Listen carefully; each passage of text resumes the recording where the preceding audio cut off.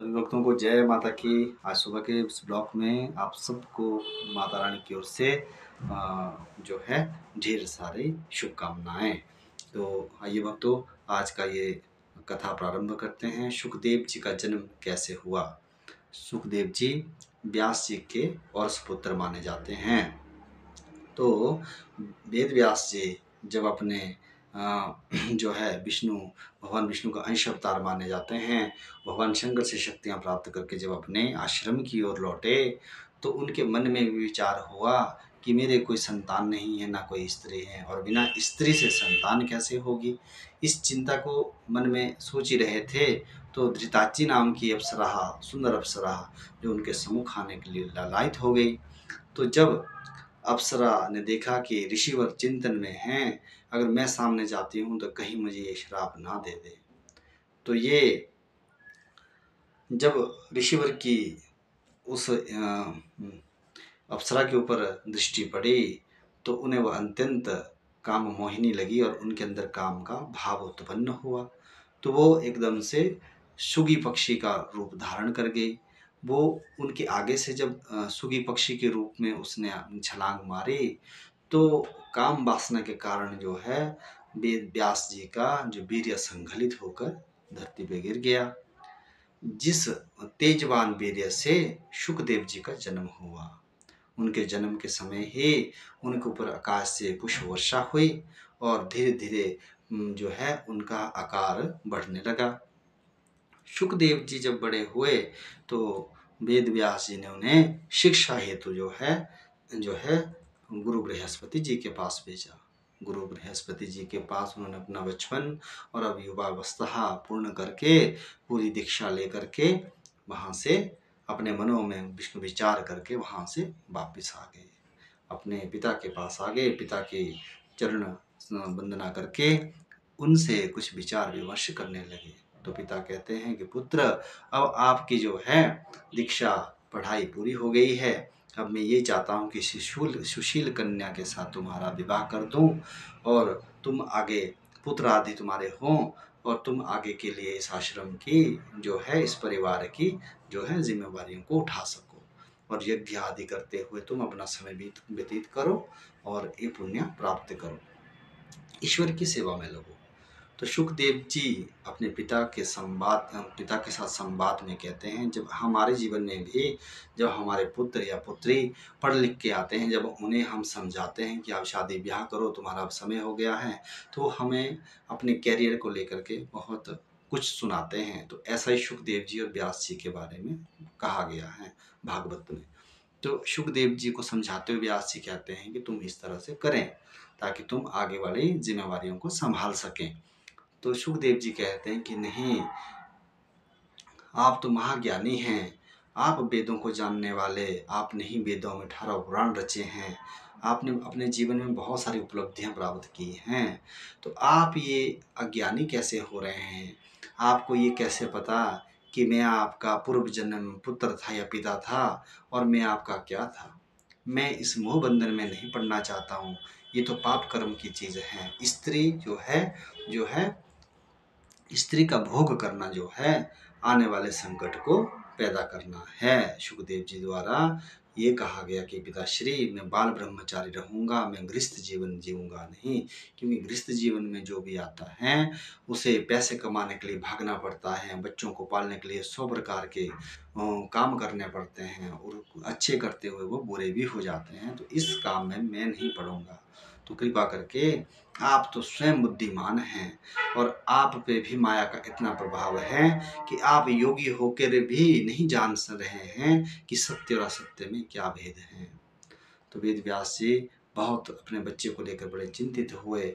उनकी बहुत बड़ी चर्चाएं हुई आपस में, लेकिन हर चर्चा में वेद व्यास जी को चुप्पी साधनी पड़ी।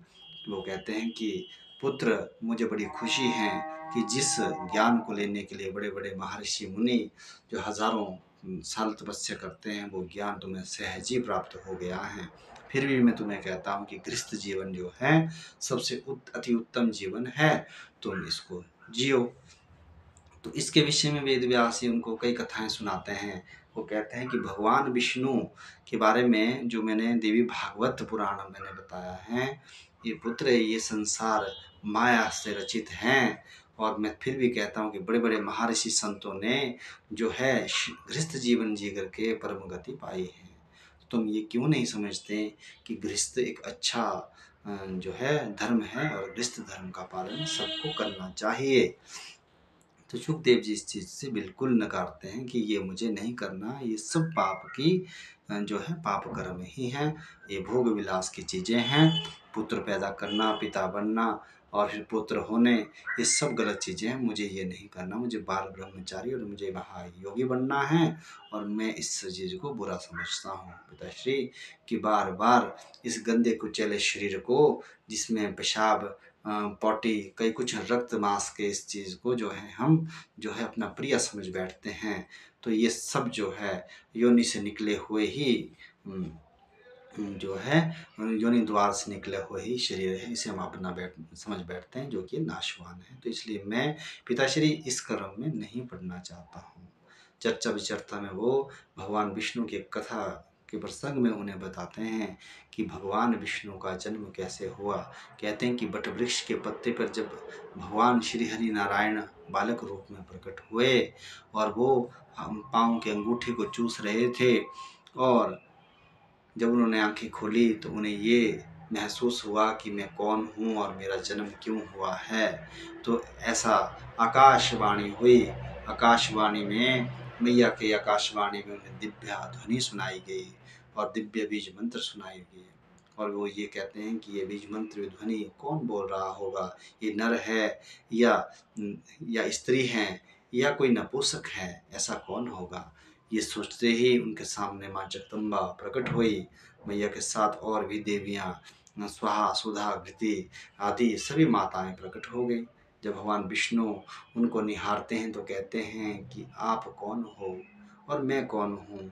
तो माता हंसती है, माता कहती हैं कि आप मेरी ही माया से, विष्णु आप मेरी ही माया से प्रभावित हो करके इस समय आपको ज्ञात नहीं है कि आप जगत के पालनहार हैं और मेरा वास स्थान आपका हृदय है। तो प्राण रूपी जो अंदर हम वो कहते हैं ना प्राण रूपी प्राण है, तो प्राण क्या है, वही माँ शक्ति स्वरूपा हैं जो सबके हृदय में शक्ति रूप होकर वास करती हैं।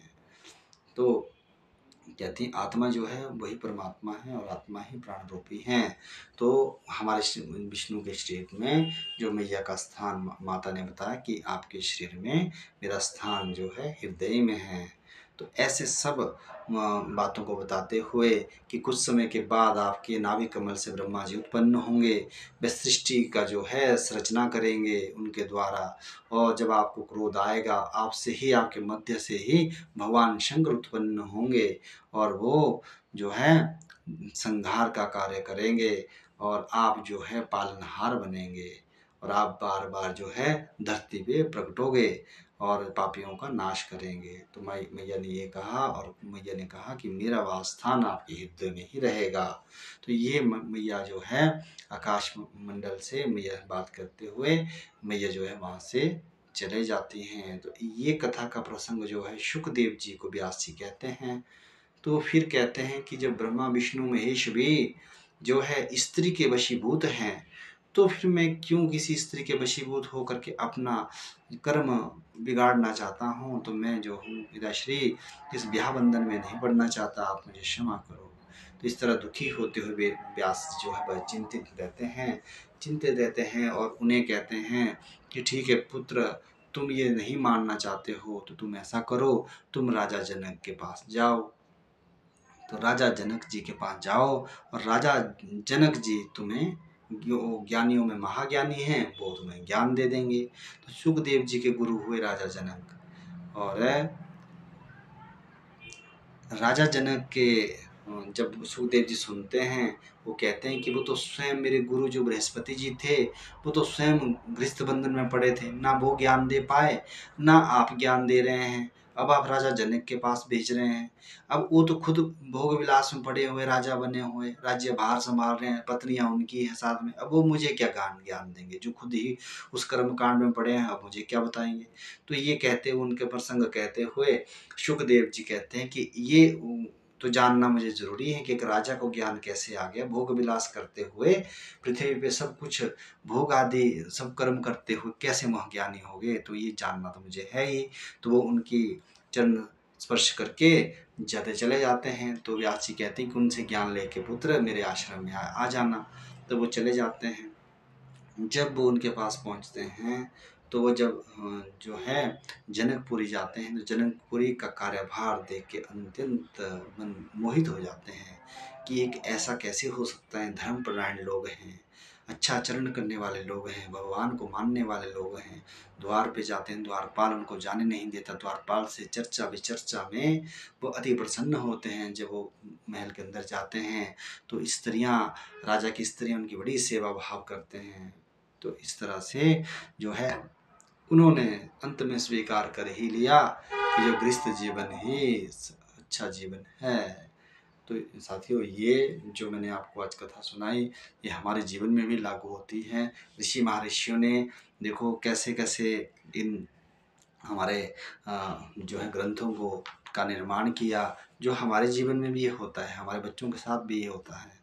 तो आप सबका कल्याण हो, माँ भगवती की कृपा आप पे सदा बनी रहे। इससे ये साबित जरूर होता है कि जगत जननी मेरी मैया सर्वोपरि हैं, सर्वोपरि है। वो आकार में भी हैं और वो निराकार भी हैं, जिसका कोई आकार नहीं है। वही मूल प्रकृति है ब्रह्मांड में, वो हर जगह फैली हुई हैं।